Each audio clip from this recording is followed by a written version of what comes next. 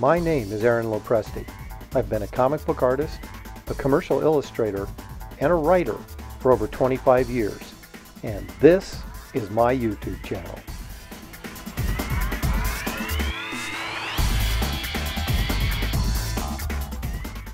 Hello again, everybody, and welcome to Talking Comics and Art with Aaron Lopresti. I am, of course, Aaron Lopresti.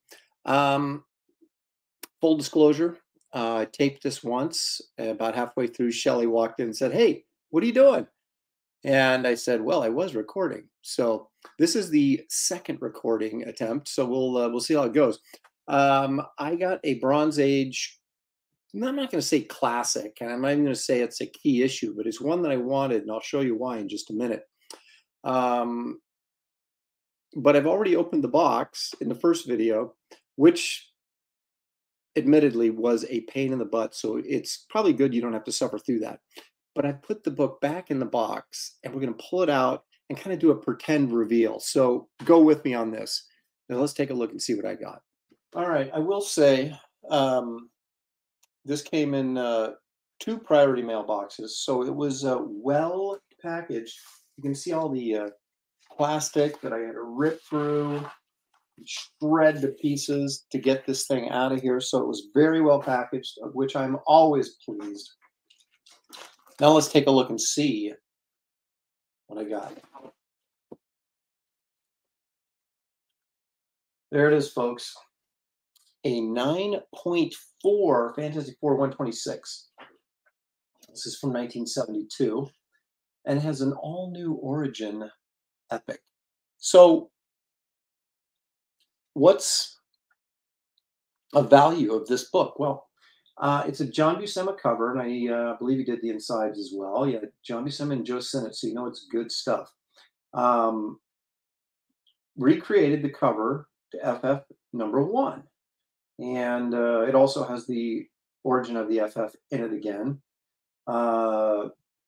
So it is significant in that regard, but I just got it because I love the cover, because it's Buscema, and because it's a homage to FF #1. This book goes for, in a 9.2, goes for about $100. In a 9.4, the value, current market value, which of course seems to be fluctuating almost daily with the economy, this is around a $200, $250 book.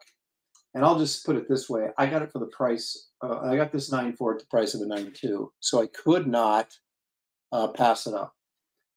Plus, it's one that I wanted. It's I don't generally go and buy books just because it's a good deal. My dad was like that. He didn't care what it was. If it was on sale, he bought it. Not comics, but just anything. I tend to be a little bit more particular than that. I mean, I did want this book, but at the deal, that it was being offered at, I thought, I'm going to grab this. So anyway, I mean, it's a 9.4, so, checking it out and looking for flaws is pretty ridiculous, because 9.4 is almost, I mean, it's not a 10.0, but 9.4, there's very little wrong with the book.